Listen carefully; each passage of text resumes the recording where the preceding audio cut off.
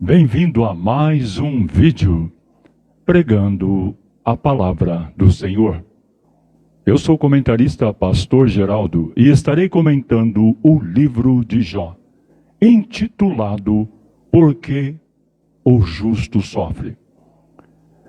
Mas antes de nós entrarmos nesse assunto, eu gostaria de agradecer a todos aqueles que se inscreveram em meu canal no vídeo anterior, com o tema Para onde vamos quando morremos?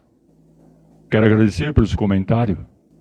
Obrigado a todos vocês que estão me ajudando a pregar o Evangelho de nosso Senhor Jesus Cristo através do meu canal. Quem ainda não se inscreveram, se inscrevam-se. Clique também no sininho para vocês acessar as notificações que todas as vezes que nós colocarmos um vídeo novo aqui, vocês serão avisados em primeira mão. Também não deixe de compartilhar, deixar as suas sugestões, se vocês estão gostando, ou se também não gostaram, faça seus comentários, deixe as suas opiniões, porque isto é muito importante para nós. Abramos as nossas Bíblias no livro de Jó, capítulo 1, versículo 1 ao versículo 12. A virtude, a tentação e as perdas de Jó. Havia um homem na terra de Uz, cujo nome era Jó. E este era homem sincero e reto e temente a Deus, e desviava-se do mal. Nasceram-lhe 7 filhos e 3 filhas, e era seu gado 7.000 ovelhas, e 3.000 camelos, e 500 juntas de bois, e 500 jumentas.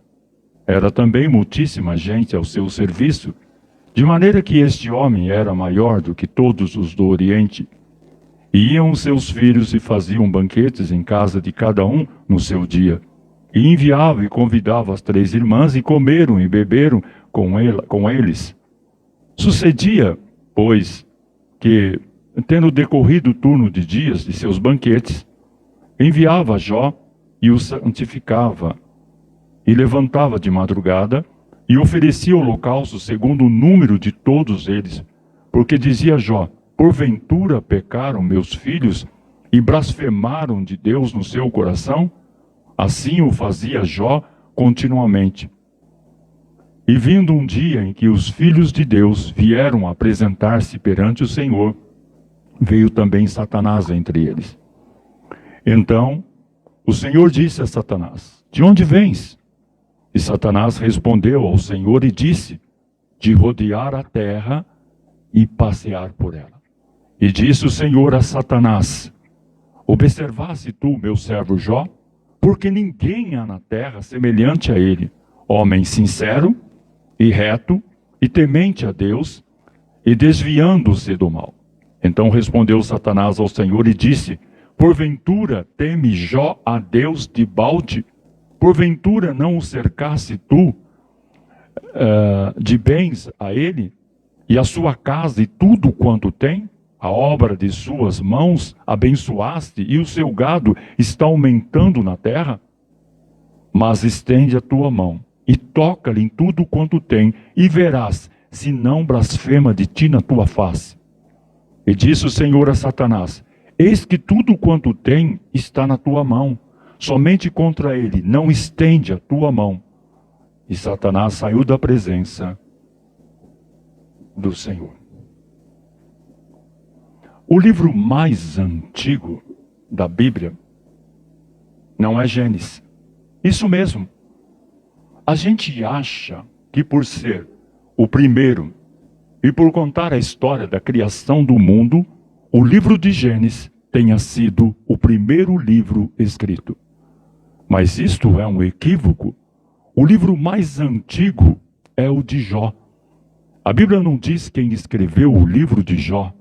A data e o autor do livro de Jó são desconhecidos. Apenas sabemos que Jó foi escrito antes do tempo de Jesus e provavelmente antes do exílio na Babilônia. Existem muitas opiniões sobre quem escreveu o livro de Jó, desde Moisés a Jeremias, 1000 anos mais tarde. Isso mostra como é difícil datar o livro de Jó ou descobrir quem foi o seu autor. Mas o livro de Jó nos dá algumas pistas. A história de Jó já era conhecido no tempo de Ezequiel. Em Ezequiel, capítulo 14, e o versículo 14, Deus usa Jó, Daniel e Noé como exemplo de retidão. Essa profecia de Ezequiel foi dada um pouco antes de Nabucodonosor destruir Jerusalém e levar o povo para o exílio na Babilônia. Isto mostra que o livro de Jó já era bem conhecido entre os judeus desta época. Portanto, o livro de Jó deve ter sido escrito antes do exílio na Babilônia. Provavelmente não foi Jó quem escreveu o livro com o seu nome. Jó, capítulo 42, versículos 16 e versículo 17. É possível que ele tenha deixado um relato, mas outra pessoa completou a informação com as revelações sobre a sua morte e sobre o que estava acontecendo no mundo espiritual. Por isso, o livro de Jó foi escrito ou completado depois da vida de Jó. A pergunta é: em que época viveu Jó? A época retrata no livro de Jó parece ser o tempo dos patriarcas. Não há nenhuma referência a reis, nem ao templo, nem à lei de Moisés. Jó era o sacerdote de sua casa, oferecendo o sacrifício a Deus. Depois de Moisés, isso não era permitido, porque todas as ofertas deveriam ser trazidas ao templo para serem oferecidas pelos levitas.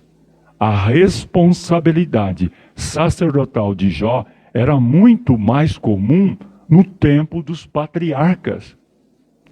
Com a ajuda dessas pistas, podemos afirmar que o livro de Jó foi escrito ou editado por alguém que viveu depois de Jó, em algum tempo entre a época dos patriarcas e um pouco antes do exílio na Babilônia. Infelizmente, isso não reduz muito as possibilidades. Quem escreveu o livro de Jó? Moisés, Salomão ou Eliú? Uma tradição sugere que foi Moisés quem escreveu o livro de Jó. Além de escrever os primeiros 5 livros da Bíblia, porque ele teve algum contato com lugares a leste de Israel. Outras pessoas sugerem que Eliú, o jovem que fala antes da resposta de Deus, no livro de Jó, foi o escritor. Ainda outros acreditam que Salomão escreveu o livro de Jó, porque era muito sábio e tinha acesso à literatura parecida nesse tempo. Todas essas sugestões são apenas sugestões. Não há forma de identificar com certeza quem escreveu o livro de Jó. A pessoa que escreveu o livro de Jó não é importante, senão teria se identificado. O mais importante é a mensagem de Jó, que lida com um problema universal: o sofrimento. A Bíblia vai dizer, no livro de Jó, capítulo 1, versículo 1, havia um homem na terra de Uz. Uz, segundo a tradição bíblica, era a terra de Jó. Uz também é o nome do primeiro filho de Arã e neto de Sem, bem como o nome de um dos sobrinhos de Abraão. As duas localizações mais prováveis para a terra de Uz está na Arábia, a leste de Pedra, hoje noroeste da Arábia Saudita, ou mais provavelmente em Bazã, a leste do mar da Galileia e ao sul de Damasco, hoje oeste da Jordânia ou sul da Síria, cujo nome era Jó. Esse nome significa hostilizado, perseguido ou possivelmente homem voltado para Deus. Jó é um nome com origem no hebraico e o significado do nome Jó é alvo de intenso debate entre os estudiosos. Alguns acreditam que o nome de Jó em hebraico é a forma passiva do verbo yap, que significa ser um inimigo. Outros sugerem que o nome Jó está ligado a um verbo árabe que significa voltar, e por isso quer dizer aquele que se volta para Deus. Jó era um homem sincero. O que é ser sincero? É ser honesto, transparente consigo mesmo e com os outros. E alguém que se exprime sem artifício, sem intenção de enganar e sem disfarce. E Jó tinha essa qualidade. Ele era sincero diante de Deus e diante dos homens. E isso agradava o coração de Deus. Jó era um homem reto, que não tem curvatura, direto, que vai sempre na mesma direção, direto, justo, íntegro, verdadeiro. Jó conseguia ser reto, mesmo diante de uma sociedade corrompida. Ele se mantinha reto diante de Deus. Jó tinha essa virtude. Ele não era dividido em seus pensamentos e atitudes. Ele era coerente, sendo reto em sua casa e em seus negócios, na família e em tudo. Jó era um homem temente a Deus. Ser temente a Deus é um sentimento de respeito e reverência praticada pela doutrina cristã, segundo previsto no livro de Hebreus da Bíblia Sagrada. Por isso, recebendo-nos um reino inabalável, retenhamos a graça pelo qual servimos a Deus de modo agradável, com reverência, santo temor, porque o nosso Deus é fogo consumidor. Hebreus capítulo 12, versículo 28 e 29. Jó sabia ser temente a Deus, o respeitava, reverenciava, procurava agradar a Deus em tudo o que fazia, estando sempre de acordo com a vontade de Deus. Isso fazia de Jó um homem sábio, pois o temor do Senhor é o princípio da sabedoria e o conhecimento do santo, a prudência. Provérbios capítulo 9, versículo 10. Buscamos a sabedoria em muitos lugares, para lidarmos com as decisões importantes que se apresentam para nós. Mas não há nada como o temor do Senhor para nos guiar nos caminhos que devemos andar. Quantas vezes tomamos uma decisão precipitada, mas o conhecimento do santo nos leva à prudência. Quando apresentamos nossos planos diante do Senhor, Ele guia nosso espírito e nos leva para a direção certa. Por isso, ouça a voz do seu coração. Se estiver em paz, significa que podemos seguir adiante. Mas se estiver inquieto, é melhor ter prudência e agir com o temor no Senhor. A sabedoria de Deus e o seu conhecimento estão muito acima de qualquer entendimento que o homem possa alcançar. Devemos pedir a Deus em nossas orações que nos ajuda a nos entender que os caminhos que parecem bons aos nossos olhos talvez não sejam o melhor caminho, pois somente o temor do Senhor me faz andar pelos caminhos certos e guiar minha própria vida. Jó era um homem que desviava do mal. Desviar significa afastar, mudar o rumo. E é exatamente isso que Jó fazia. Fugia da aparência do mal. Todos os dias precisamos fazer a escolha de nos desviarmos e buscar a viver uma santa e irrepreensível diante dos homens e de Deus.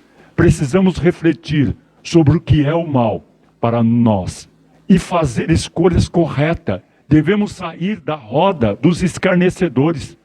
Uma pessoa que se desvia do mal sabe aonde pode entrar, o que pode falar. Tem cuidado com as atitudes, buscando sempre andar como Jesus andou. Jó consegue desviar do mal por causa de suas outras virtudes.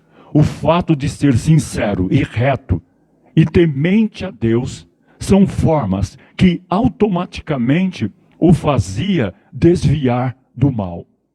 E lhe nasceram 10 filhos, sendo 7 homens e 3 mulheres. No início do livro de Jó, a Bíblia não menciona o nome deles. O seu gado, o gado de Jó, era de 7.000 ovelhas, 3.000 camelos, 500 juntas de bois e 500 jumentas. Era também muitíssimos os servos a seu serviço, de maneira que esse homem era maior do que todos os do Oriente. Notemos que não se trata de alguém acostumado com a pobreza, ou que levava uma vida de classe média. Não, nada disso. Estamos falando do homem mais rico de todo o Oriente. Imagine, em um mundo sem carros motorizados, aonde todos dependem de animais para se locomoverem, em uma região desértica, aonde o animal de maior valor era o camelo, por sua capacidade de enfrentar longas distâncias sem água. Agora imagine dentro deste contexto, um único homem que tinha em suas terras 3.000 desses animais, fora 500 jumentas, que também servia para transporte de carga. Tente imaginar o tamanho da fazenda de alguém que precisa de 500 juntas de boi para arar as suas terras, ou que tal o lucro mensal obtido com a lã de 7.000 ovelhas. Observe que o autor do livro não ousa falar sobre o número de servos, ser limitado apenas a dizer que era muitíssimo. Jó não conhecia a necessidade. No entanto, isso nunca impediu de ser fiel a Deus.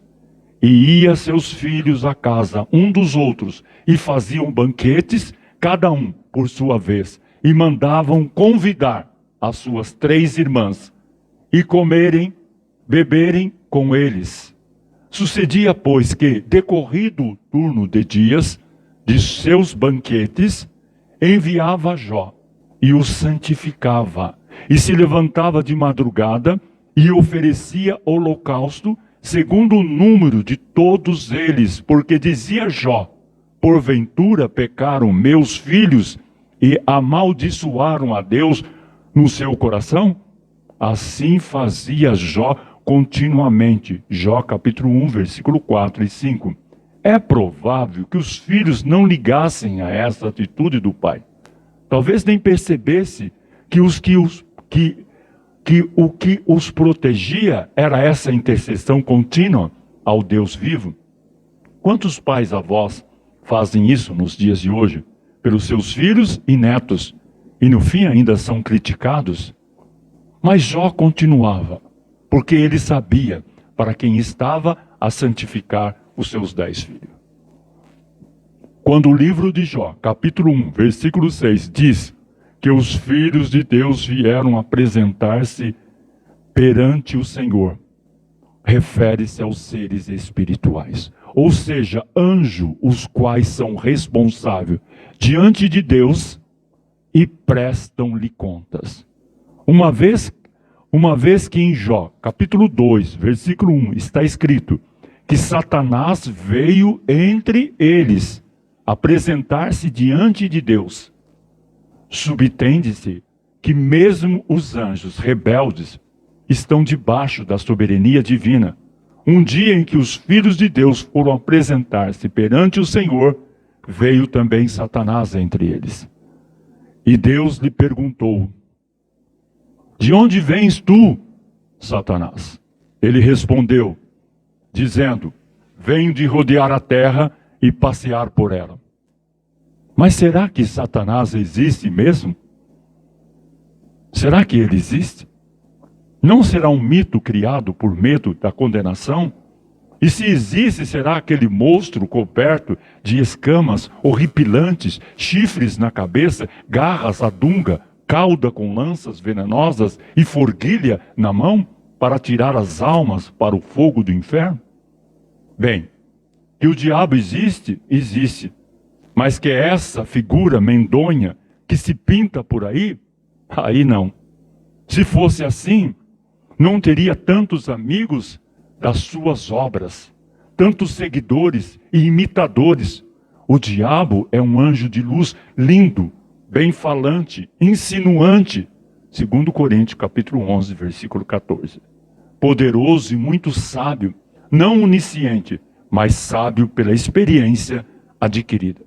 Embora muitos também zombem e brinquem com a ideia, nós cremos que ele existe e está operante ainda nos dias de hoje. Cremos na sua existência, porque a Bíblia, infalível palavra de Deus, nos diz. Ele tentou Eva no jardim do Éden.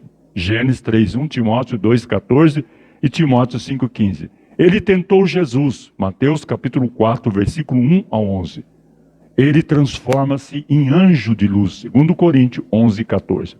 Pelas obras malignas que está realizando hoje no mundo, porque são as hostes infernais da maldade. Efésios capítulo 6, versículo 12. Porque finalmente ele será expulso deste mundo. João capítulo 12, versículo 31 e João 14, 30 e João capítulo 16, 11. Porque ele é o Deus desse século. 2 Coríntios capítulo 4, versículo 4. Porque finalmente a antiga serpente, chamado Diabo e Satanás, que engana o mundo, será precipitada aonde? No lago de fogo e enxofre, aonde Satanás será atormentado eternamente. Apocalipse 12, 9 e Apocalipse capítulo 20, versículo 10. O livro de Lucas, capítulo 10, versículo 18. E disse-lhe eu, via Satanás, como o raio cair do céu. Quem via foi o próprio Jesus. São as próprias palavras ditas por Jesus aos seus discípulos. O diabo existe, mas será totalmente derrotado por Jesus. E o que tinha o império da morte? O diabo será lançado no sofrimento eterno. Hebreus capítulo 2, versículo 14. E nós, os salvos, viveremos para sempre com Jesus. O diabo ainda está operante, ainda que por um pouco tempo. Mas importa agora que vigiemos e oremos para que vençamos as tentações e o diabo, que anda ao nosso redor, rugindo como leão, buscando a quem possa tragar. E disse o Senhor a Satanás: observaste tu, meu servo Jó? Porque ninguém há na terra semelhante a ele, homem sincero e reto, e temente a Deus, e desviava-se do mal. Satanás ficou diante de Deus e acusou Jó de ser interesseiro. Ele alegou que este homem fiel servia a Deus somente porque recebiam bênção e proteção do Senhor. Mas Deus conhecia o coração deste homem da terra de Uz e sabia que era de fato um homem sem par, íntegro e reto e temente a Deus, que se desviava do mal. Séculos depois, Deus citou o nome de Jó como um de 3 exemplos de homens que se mostraram reto em circunstâncias difíceis. Ezequiel, capítulo 14, versículo 12 e versículo 20. Passaram ainda outros 2.600 anos da profecia de Ezequiel até hoje, e Jó continua como um excelente exemplo de um homem íntegro. Jó era um exemplo que é possível viver de maneira correta, rejeitando o pecado. Então respondeu Satanás ao Senhor e disse: porventura teme Jó a Deus de balde? Ao dizer que alguma coisa é de balde, o sujeito indica que aquilo que é desnecessário, inútil, que não tem serventia e será desperdiçado. Pode ser associado àquilo que não tem um objetivo concreto, que não seja focado, que é feito ao léu à toa. Mas Satanás desconfiava que Jó apenas obedecia a Deus por causa das bênçãos materiais que Deus lhe dava. Satanás acusou Jó de agir por interesse, não devoção verdadeira. Mas Satanás disse: mas estende a tua mão e toca-lhe em tudo quanto tem, e verás se não blasfema de ti na tua face. O que significa blasfêmia? A palavra blasfêmia é originária do latim blasfêmia e significa algo como uma ofensa ou injúria. Blasfemar é falar coisas ruins sobre algo ou alguém. Com certeza, muitos de nós já fizemos isso. Contudo, blasfemar contra Deus e seus ensinamentos é um pecado de grande magnitude. Não deve ser cometido nunca.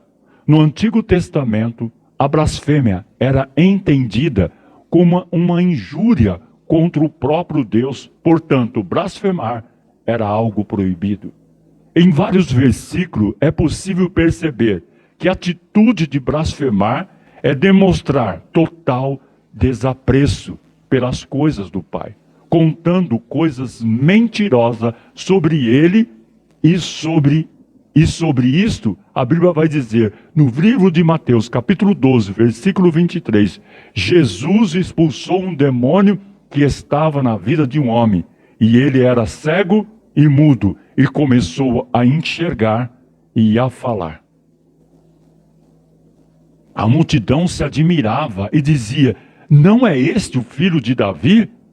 Mas quando os fariseus ouviram isso, disseram: é somente por Beelzebu, o príncipe dos demônios, que ele expulsa os demônios. Os fariseus alegaram que aquilo que Jesus fazia estava atrelada às coisas satânicas. Isto era algo tão grave, mas tão grave, que a pena para tal pecado era a morte. Diga aos israelitas: se alguém amaldiçoar seu Deus, será responsável pelo seu pecado. Quem blasfemar o nome do Senhor terá que ser executado. A comunidade toda o apedrejará. Seja estrangeiro, seja natural da terra. Se blasfemar o nome, terá que ser morto. Levítico capítulo 24, versículo 15 e versículo 16. Então, a pena deste crime era a pena de morte. De fato, a blasfêmia era algo tão desrespeitoso para Deus que ele punia tirando a vida de quem cometia tal ato. Imagine um pai que cria com muito carinho um filho, dá-lhe tudo de mais maravilhoso, e esse filho, em pura ingratidão, faz injúrias contra esse pai, que outrora dedicou-lhe tanto amor. Que situação terrível, não? Por isso, nosso pai era tão imperioso quando o pecado se tratava de blasfêmia. Blasfêmia tem perdão? Sim, blasfêmia tem perdão. Nosso Deus é tão maravilhoso que está sempre disposto a perdoar, caso nos arrependamos. Assim, caso alguém proferisse uma blasfêmia, mas se arrependesse de coração e pedisse perdão, nosso Senhor perdoava com toda a sua benevolência. Peraí, então, qual o pecado que não tem perdão? Entretanto, existe um único pecado citado na Bíblia, para o qual Deus não admite o perdão. É a blasfêmia contra o Espírito Santo. Aquele que não está comigo, está contra mim. Aquele que comigo não ajunta, espalha. Por esse motivo, eu digo a vocês, todo o pecado e blasfêmia serão perdoados aos homens, mas a blasfêmia contra o Espírito não será perdoado. Todo aquele que disser uma palavra contra o Filho do Homem será perdoado, mas quem falar contra o Espírito Santo não será perdoado, nem nesta era, nem na que há de vir.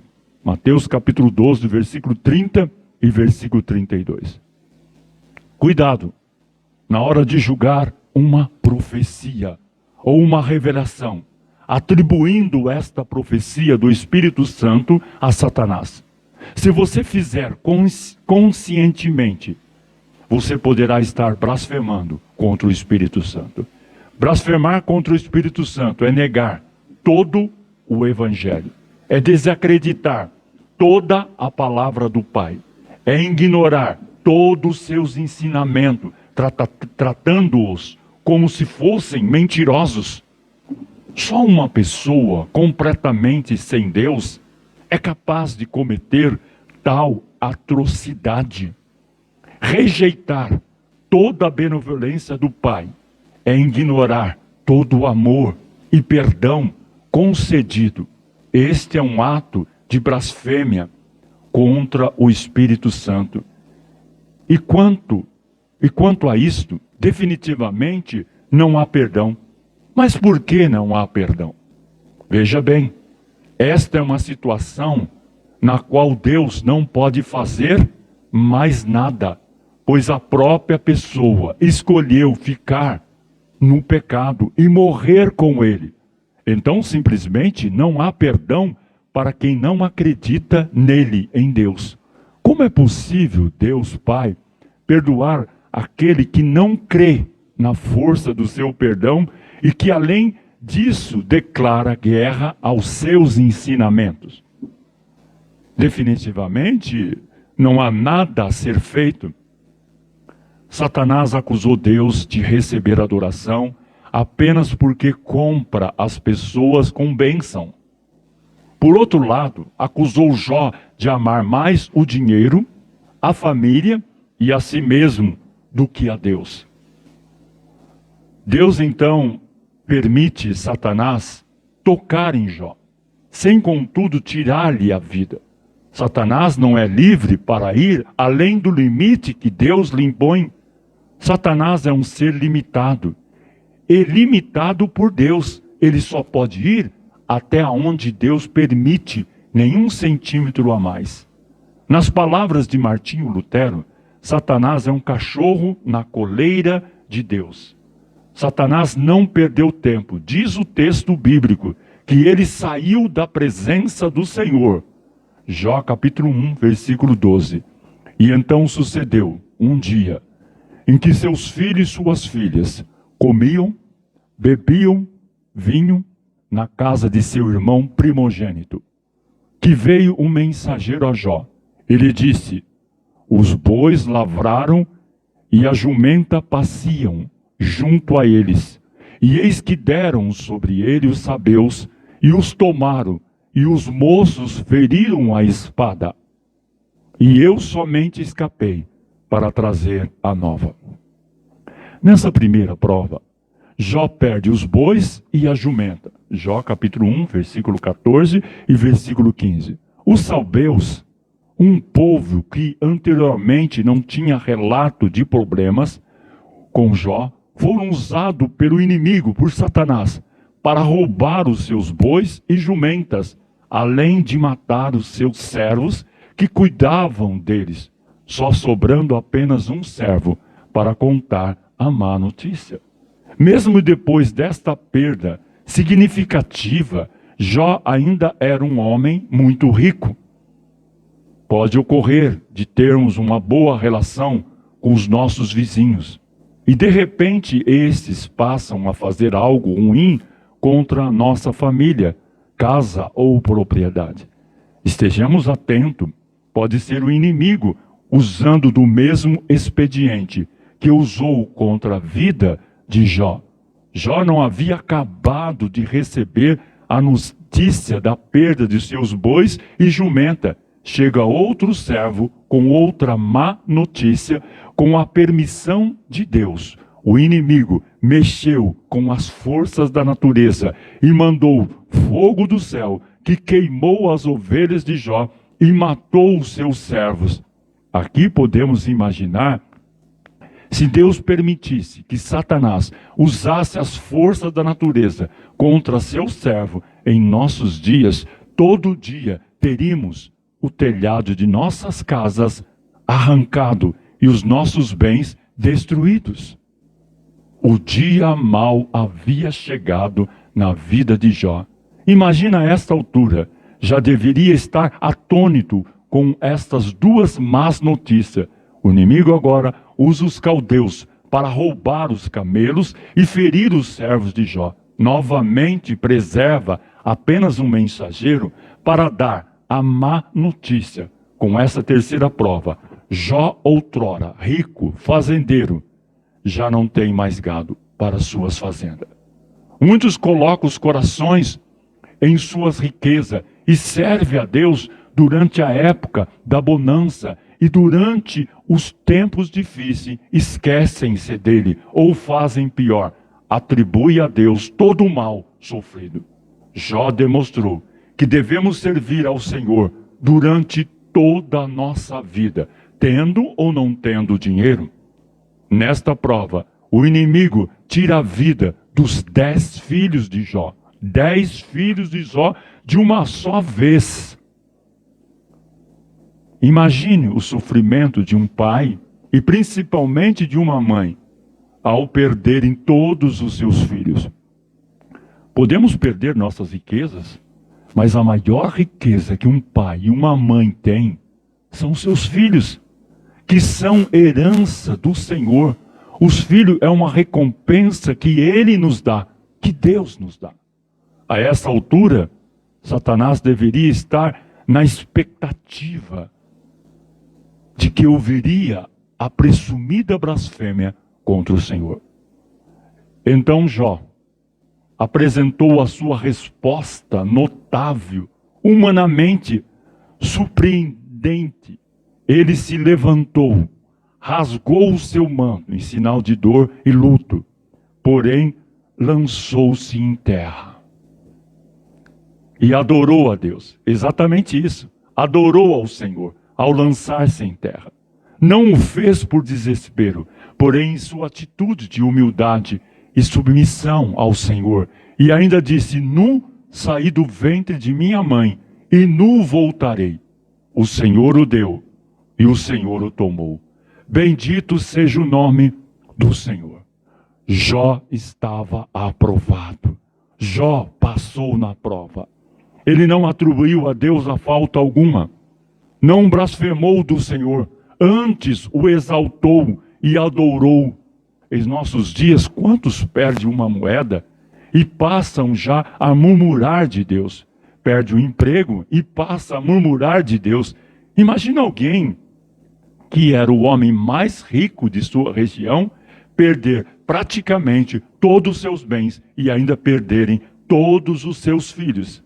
É comum vermos pregadores dizerem que os filhos de Jó estavam desviados ou estavam em uma festa fazendo alguma espécie de orgia, mas a Bíblia não diz isso.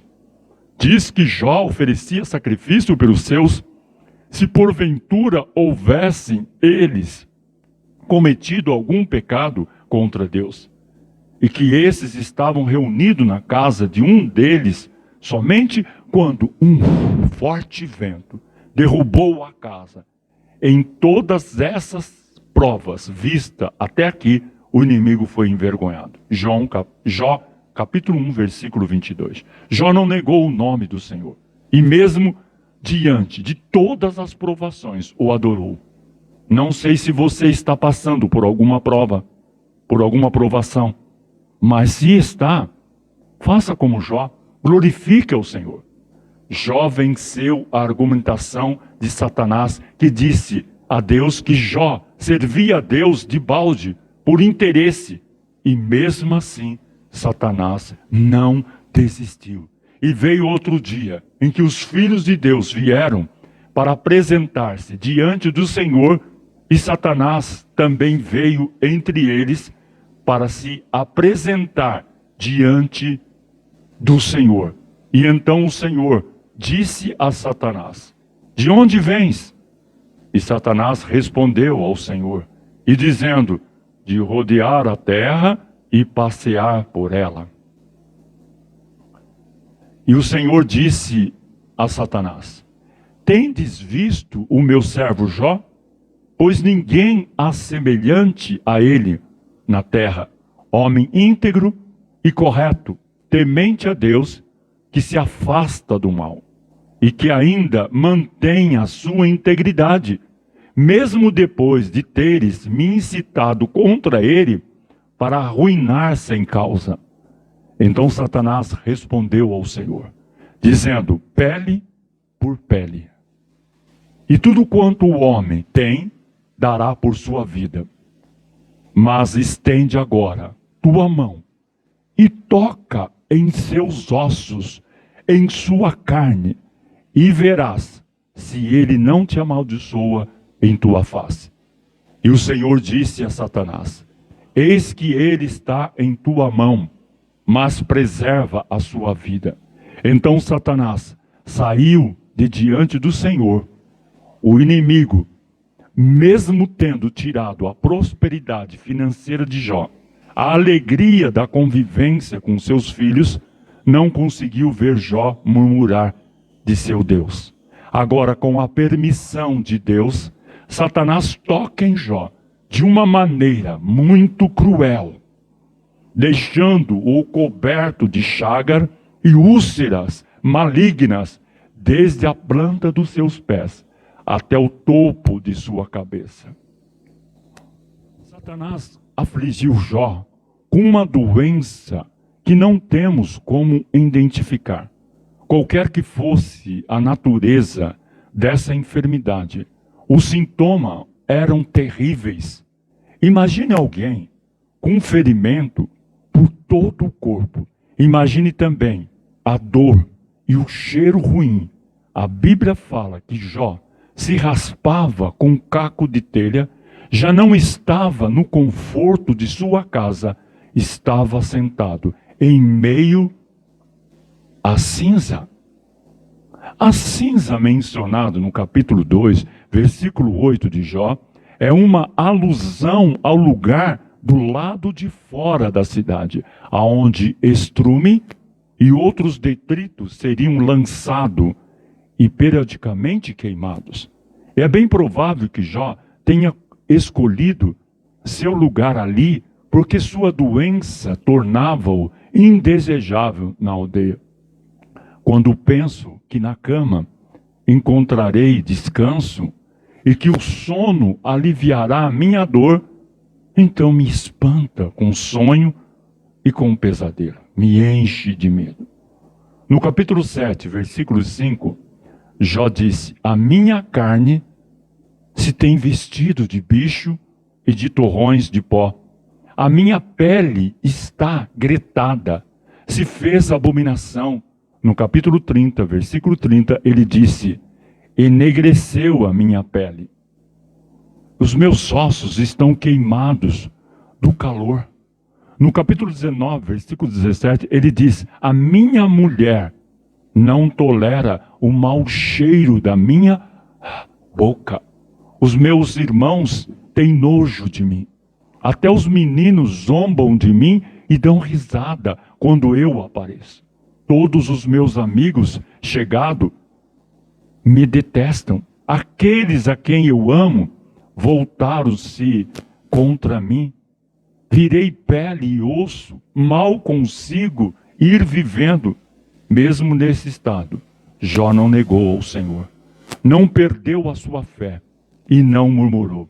Será que você nesse estado, ou muito por menos, negaria o teu Deus? Lembre-se de Jó e nunca deixa de crer e confiar no Senhor, independente da situação em que você está vivendo. Jó capítulo 19, versículo 25. Satanás usa a mulher de Jó para fazer com que Jó blasfemasse contra Deus. Então sua mulher lhe disse: ainda retens a tua integridade? blasfeme de Deus e morre. Jó capítulo 2, versículo 9, escrito na Bíblia em português. Sua mulher lhe disse: persiste ainda em tua integridade? Amaldiçoa a Deus e morre de uma vez. Jó capítulo 2, versículo 9, na Bíblia de Jerusalém. Já na Bíblia original, no hebraico, está escrito que a mulher falou para Jó abençoar a Deus e morrer.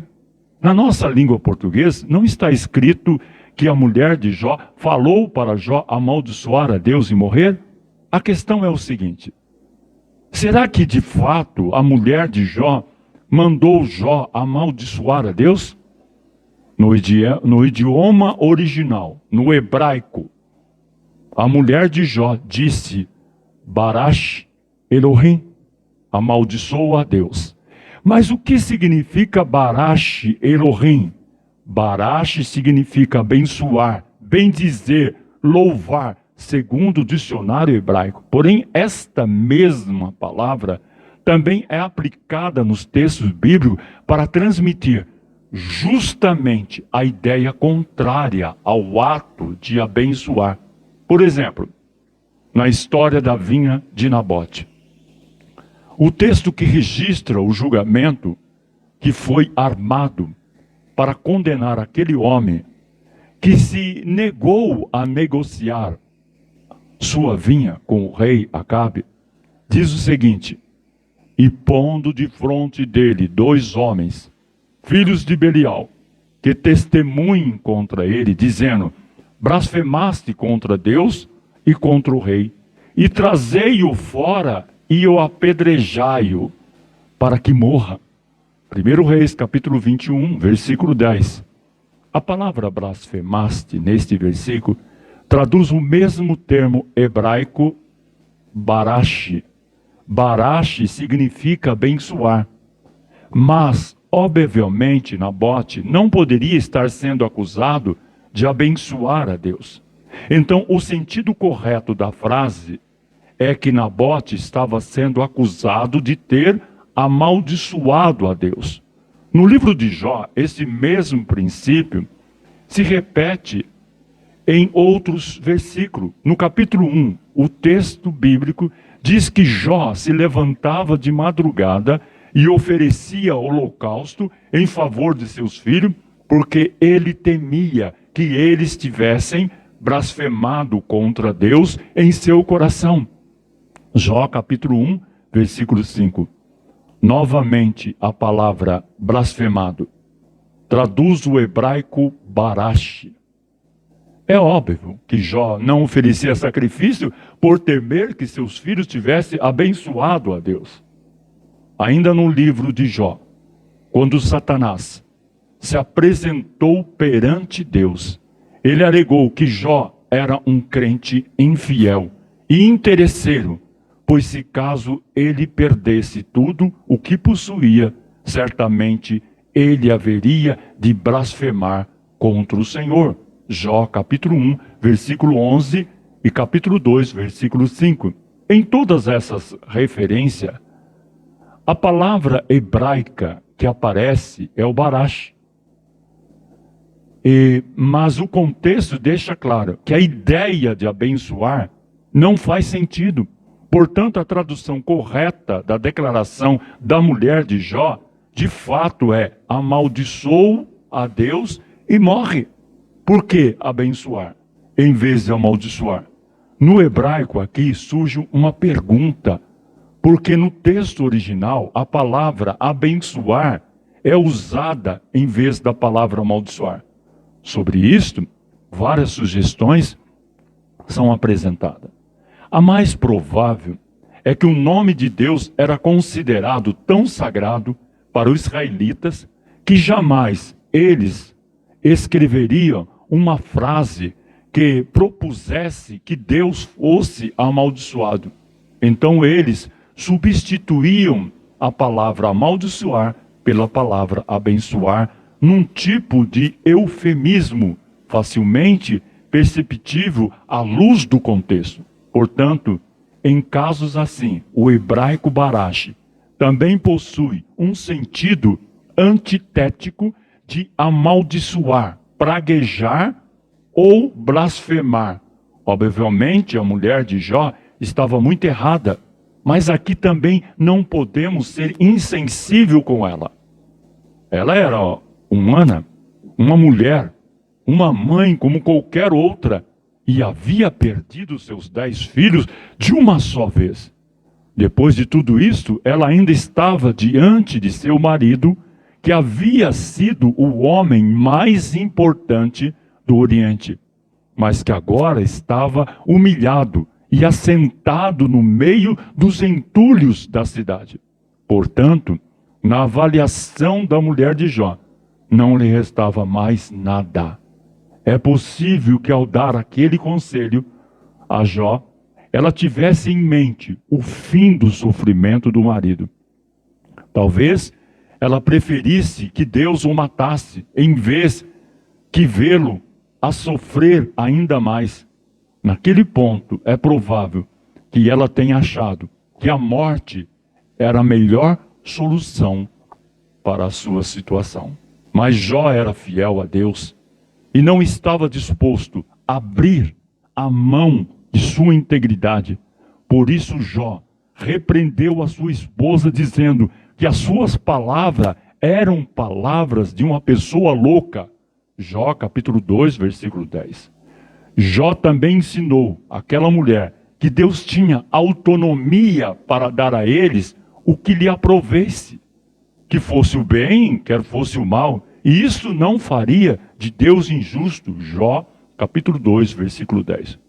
Quando os 3 amigos de Jó, Elifaz, Temã, Bildade e Suá, e Zofar, de Naamate, souberam de todos os males que o havia atingido, saíram cada um da sua região e combinaram encontrar-se para mostrar solidariedade a Jó e consolá-lo. De longe, eles não reconheceram Jó. Mas depois, quando viram que era ele, começaram a chorar, a gritar, em sinal de tristeza, rasgaram as suas roupas, jogaram pó para o ar e sobre a cabeça. Qual era o significado de rasgar as vestes? Rasgar as vestes era uma forma de mostrar grande angústia. As pessoas na Bíblia rasgavam as vestes e lançavam pó sobre a cabeça ao ar, em reação à desgraça ou acontecimento muito triste. Rasgar as vestes também era uma forma de mostrar arrependimento. As pessoas rasgavam as vestes por várias razões. Luto, quando alguém próximo morria, era costume rasgar as vestes para mostrar tristeza pela perda. Gênesis 37, versículo 34 e 35. Notícias ruins, as pessoas rasgavam as vestes e lançavam pó ao ar sobre a cabeça para mostrar quanto uma notícia lhe tinha afetado. Segundo Samuel 13, 30 e 31. Indignação, rasgar as vestes e lançar pó ao ar sobre a cabeça era também uma reação violenta para mostrar indignação e sofrimento perante um ato terrível. Mateus capítulo 26, versículo 65. Arrependimento. Quando alguém entendia a gravidade de seu pecado, rasgava as vestes para mostrar seu arrependimento, se humilhando perante Deus. 7 dias havia se passado, desde que os amigos de Jó vieram condoer-se com ele. Nenhuma palavra fora dita até o momento em que Jó abre a sua boca para espanto de todo, inclusive o de Satanás. Jó rompeu o silêncio com um lamento que saiu das profundezas da sua alma. Jó mirou o dia de seu nascimento e fez 3 perguntas, desabafando assim tudo o que sentia. Na perspectiva de Jó, se Deus era a causa de sua vida, deveria ser também a causa da sua morte. Pois se dele vinha o bem, também poderia vir o mal. Jó amaldiçoou o seu nascimento e lamenta a sua miséria. Primeiro lamento de Jó. Por que nasci? Por que nasci? A dor de Jó era profunda. Somente a poesia seria capaz de expressar toda a carga emocional vivida pelo patriarca. Assim como ocorre com a alma do salmista 130, versículo 1. Os 10 primeiros versículos do capítulo 3 são a respeito do primeiro questionamento de Jó. Por que nasci? Desta mesma forma, o profeta Jeremias expôs o sentimento diante de seus conflitos. Jeremias 20, 14 e 18. Sendo assim, Jó não está sozinho em lamentar e sofrer diante da dor. Que em lugar da memória viesse o esquecimento. Nesse momento de dor, Jó não amaldiçoou a Deus. Em vez disso, amaldiçoou o dia de seu nascimento. Para ele, esse dia deveria ter sido apagado da memória. Muitas vezes, em momento de profunda tristeza e desânimo, nos sentimos com raiva e desgosto da nossa existência, que ao invés da ordem viesse o caos.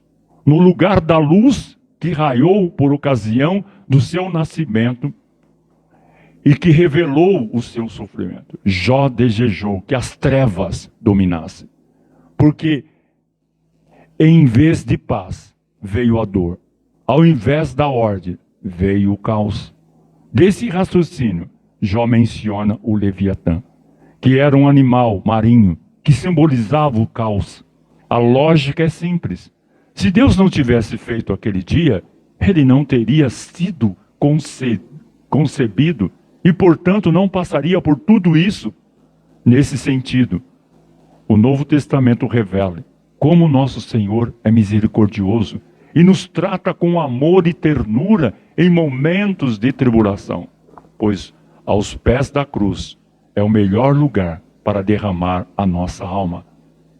João capítulo 11, versículo 32 ao 33. Segundo lamento de Jó. Por que não nasci morto? Descansando em paz, Jó parou de amaldiçoar. Começou a reclamar. Reclamou de não ter nascido morto. Ele queria descanso de todo o sofrimento. Para ele, a morte era uma forma de descansar em paz, livre de tribulações. Quanto mais o sofrimento aumentava, mais Jó queria não existir. Ele desejava ter nascido como um natimorto, um feto que nunca viu a luz.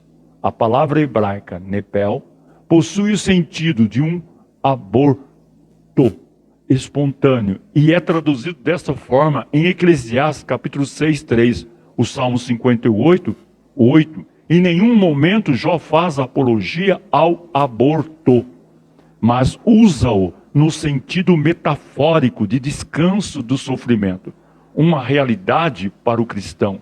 O Novo Testamento nos ensina que enquanto estivermos neste mundo, estaremos sujeitos à dor, ao luto, ao sofrimento. Terceiro lamento de Jó. Por que continuo vivo? Por que ainda estou vivo? Vale a pena viver? Será que vale a pena viver nessa tortura de sofrimento?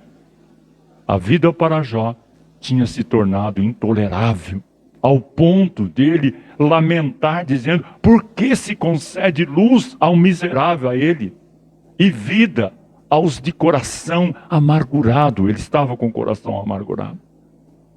Ele estava sem o favor de Deus. Jó volta a indagar: por que se concede luz ao homem cujo caminho é oculto e a quem Deus cercou de todos os lados?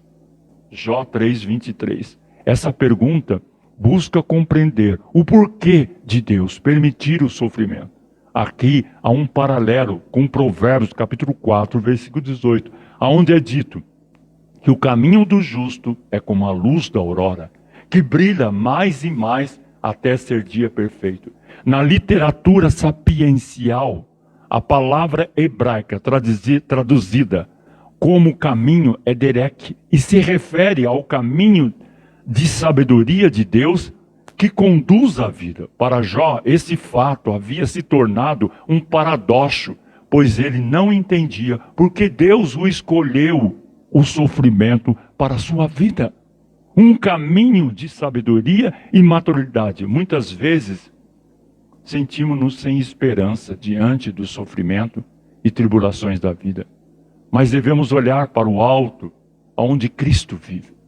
Nele podemos manter o equilíbrio e a confiança durante a tormenta, e assim trilhar um caminho de sabedoria e maturidade no sofrimento.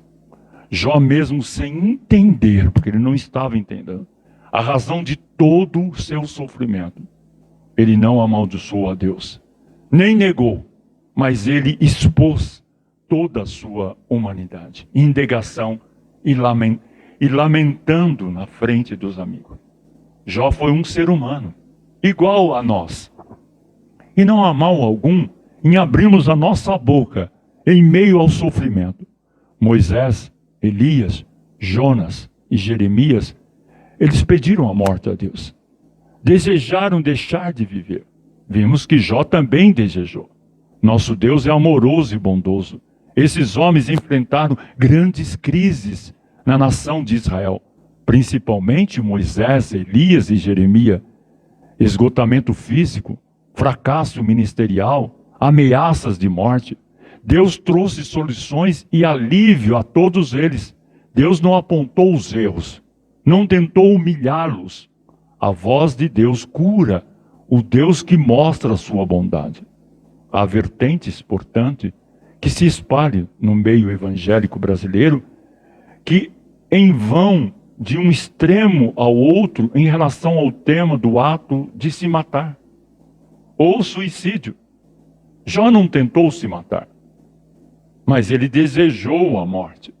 Moisés, o homem que deu a lei de Deus ao mundo. O Jó da perseverança incrível. Jeremias, o profeta que foi extraordinariamente usado por Deus. Jonas, o maior profeta aos gentios do Antigo Testamento. Elias, profeta único que não experimentou a morte, sendo levado numa carruagem de fogo aos céus, presente na transfiguração com Cristo. Todos esses grandes homens de Deus foram curados por Deus do desejo de morrer. O que sabemos, de acordo com a Escritura, é que a angústia profunda que pode desencadear num quadro de depressão pode atingir qualquer cristão verdadeiro e cheio do Espírito Santo. Tenhamos sempre em mente que a tristeza e angústias, elas são passageiras e que o sol há de brilhar no outro dia. O Deus de Moisés, de Elias, de Jeremias e de Jó é maior do que todos os seus problemas, do que todos os nossos problemas. Quando lemos os discursos dos amigos de Jó a respeito da situação que estava ocorrendo com Jó, é até irônico sabermos que eles tinham ido até Jó para consolá-lo. Na verdade, o consolo deles serviu para deixar Jó ainda pior. Teria sido muito melhor se tivesse ficar calado. O primeiro a falar foi Elifaz. Basicamente, Elifaz fundamentou seus argumentos na experiência e na tradição. E nesse sentido, ele suprimiu de sua teologia o tema da graça e da misericórdia de Deus. Na lógica de Elifaz, o sofrimento era algo comum apenas aos pecadores, apenas aos ímpios. O segundo a falar foi Bildade em seu discurso. Bildade se mostrou ser um grande legalista. Ele não teve sensibilidade com Jó. Seus amigos que estavam sofrendo, para ele, se havia sofrimento, então havia pecado oculto na vida de Jó. Havia pecado escondido. Inclusive ele chegou ao ponto de dizer a Jó, um pai enlutado, que todos os seus filhos morreram porque fizeram mal contra Deus e por isso foram castigados com morte. O último dos amigos de Jó a falar foi Zofar. Mas, de forma geral, ele seguiu a mesma linha de perseguição contra Jó. Parece que ele não acreditava que o sofrimento do justo, o que obviamente representava mais uma acusação que Jó estava em pecado. Inclusive, Zofar chegou a afirmar que Jó estava sofrendo menos do que fato merecia. Ele tinha que sofrer mais por causa do pecado. Mas Jó não sabia a razão de seu sofrimento. Ele não sabia sobre a acusação de Satanás, nem que Deus estava provando que seu amor era verdadeiro. Jó e seus amigos apenas sabiam que Deus é justo. Por isso não entendiam como uma pessoa inocente poderia sofrer. Eles pensavam que o sofrimento era sempre um castigo pelos pecados. Jó 4, 7 ao 9. Se isso era verdade, ou Jó estava em pecado, ou Deus estava sendo injusto com Jó. Os amigos de Jó assumiram que ele tinha pecado escondido, pecado oculto, e que precisava Jó confessar. Mas Jó, que era inocente e sabia disso, começou a entender que o sofrimento nem sempre é resultado de pecado. Em Jó capítulo 23, em resposta às acusações de Elifaz, em seu 8º discurso, Jó dá sequência aos seus argumentos, defendendo a sua inocência, dizendo sobre as queixas de um revoltado que reprime o seu gemido. Ele acha que precisa de alguma forma encontrar a Deus e repete seu desejo de comparecer diante dele. Jó exigiu uma explicação para seu sofrimento. Queria saber por que Deus o estava castigando, trazendo destruição de seus bens e a morte de seu bem mais precioso, que eram seus filhos, tirando a sua própria saúde. Ele disse: se pequei, que mal fiz, ó vigia das pessoas, porque fizesse de mim o alvo das suas flechas. As flechas venenosas de Deus Todo-Poderoso estão fincadas em mim, e veneno entra na minha alma. Ah, se eu soubesse que poderia achar, então me chegaria ao seu tribunal com boa ordem, exporia ante ele a minha causa, e a minha boca encheria de argumento. Então o Senhor respondeu a Jó de um redemoinho, dizendo: cinge agora os teus lombos como homem. Eu te perguntarei, e tu me explicarás. Deus vem em um redemoinho para mostrar que ele conhecia sua situação de calamidade. Em outras palavras, Deus bem sabia que a vida de Jó estava revirada ao avesso e que o furacão das calamidades e das perdas havia passado em sua vida. De uma forma bem expressiva, o Senhor faz perguntas a Jó. O Senhor faz perguntas intrigantes, porém reveladoras. A pergunta que Deus faz a Jó é o seguinte: aonde estava tu, Jó, quando eu lançava o fundamento da terra? Dize-me, se você tem entendimento. Não é você o sábio? Não é você que sabe todas as coisas? Deus lembra a Jó que ele, eterno e criador do universo, é suficiente e poderoso para contornar a sua situação. Bom é saber que o nosso Deus é criador e mantenedor de todas as coisas. Poderiam os nossos problemas ser demasiadamente difíceis dele solucionar? Deus continua fazendo pergunta a Jó: tens ideia nítida da largura da terra? Você sabe? Dize-me, se sabes. Respondeu mais o Senhor a Jó.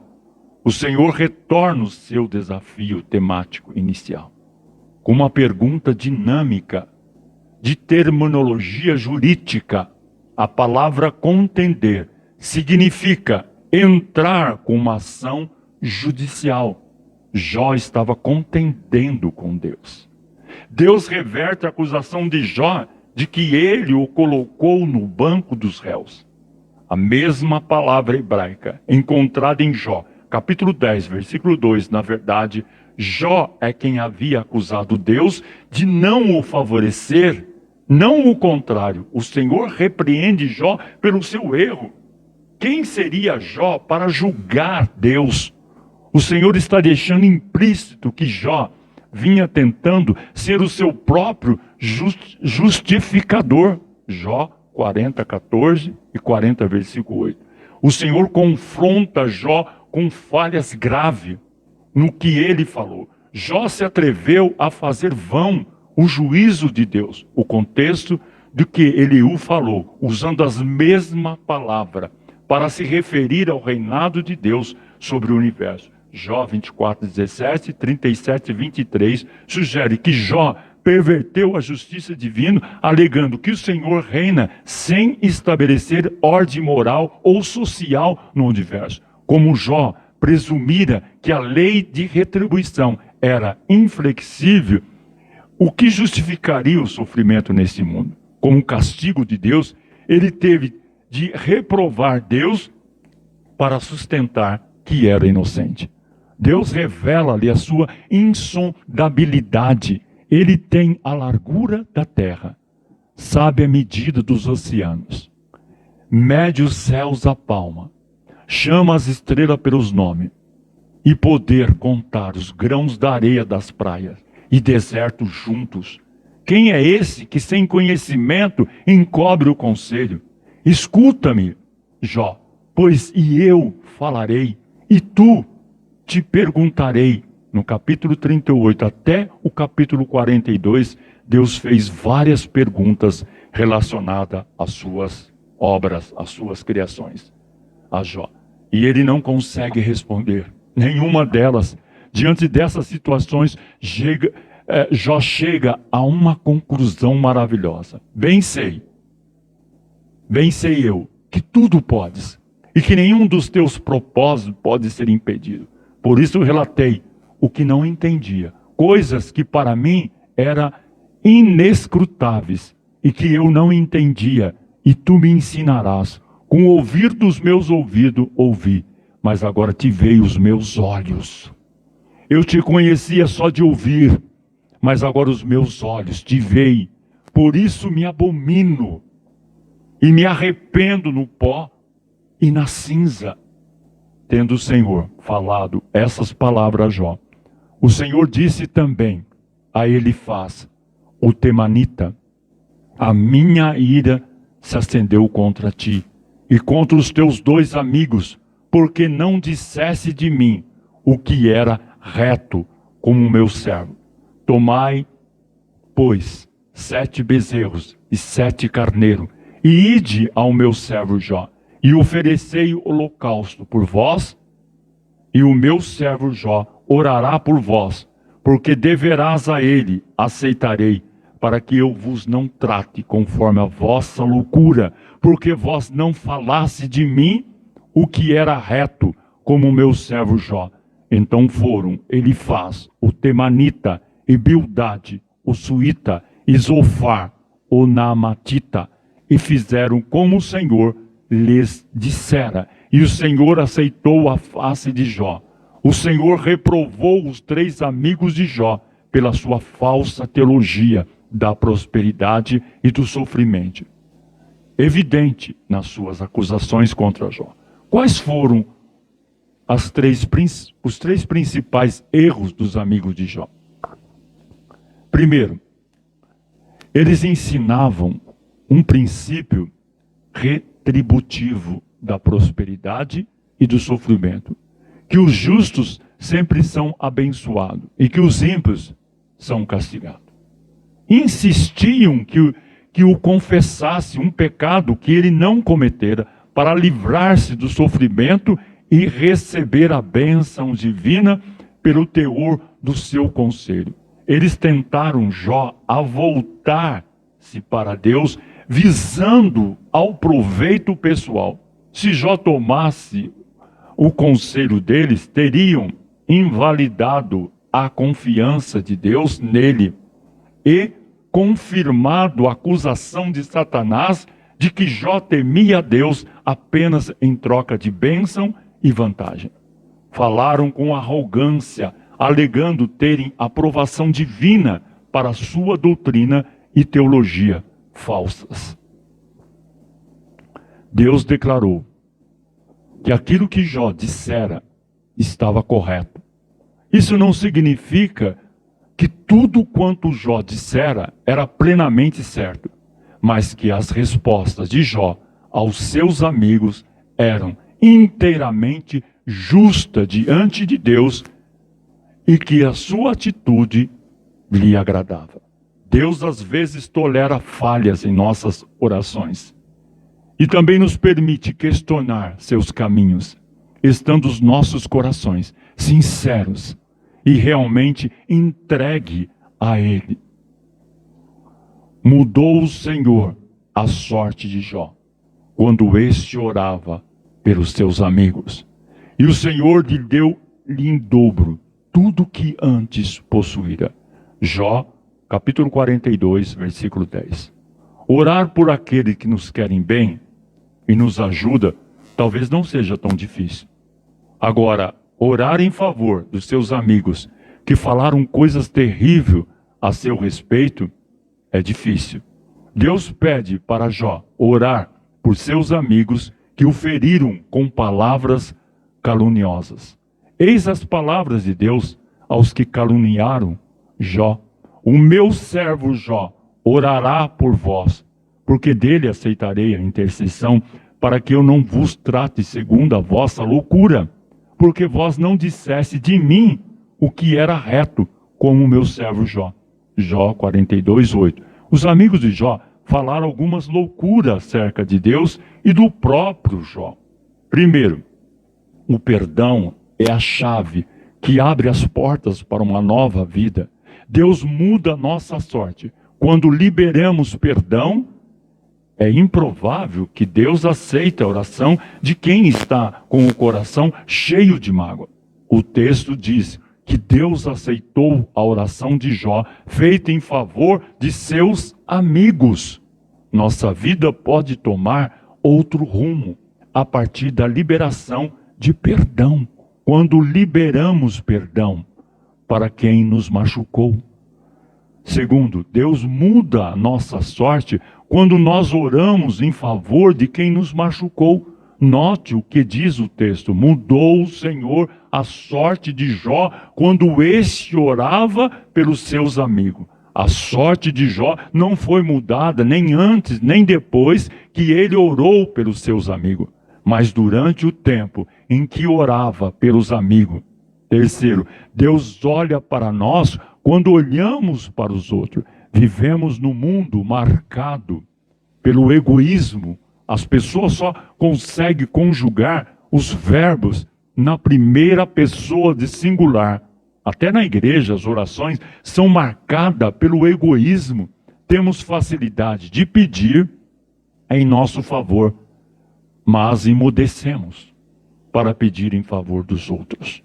A vida de Jó não foi mudada quando ele orava em seu favor, mas em favor de seus amigos que o feriram com palavras duríssimas. Quarta, a restauração do relacionamento precede a restauração material. Não são os bens que determinam a nossa felicidade. Não são os bens que determinam a nossa felicidade, mas o nosso relacionamento determina nossa felicidade. Os relacionamentos são a fonte tanto de prazer como de grande sofrimento. Um relacionamento tanto pode fazer você se sentir muito triste como muito feliz. Antes da restauração financeira de Jó, Deus restaura primeiro os relacionamentos de Jó. As pessoas cantam, pedem restituição, pedem a plenos pulmões: eu quero de volta o que é o meu. Querem de volta os bens materiais, mas não os relacionamentos em Cristo. Deus confere a Jó o dobro da prosperidade que antes tinha. O Senhor virou o cativeiro de Jó quando orava pelos seus amigos. E o Senhor acrescentou em dobro a tudo quanto Jó antes possuía.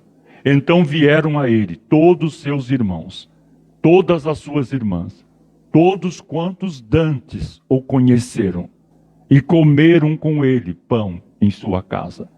E se condoeram dele, e o consolaram acerca de todo o mal que o Senhor lhe havia enviado.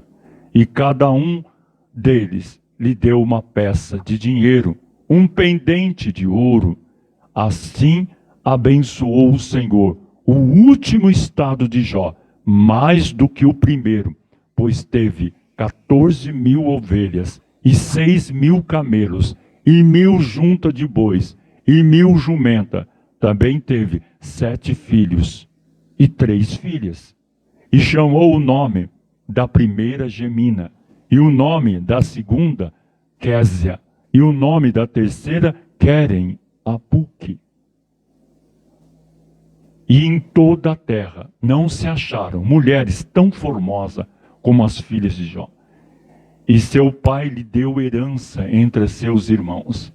E depois disso viveu Jó 140 anos, e viu a seus filhos, e os filhos de seus filhos, até a 4ª geração.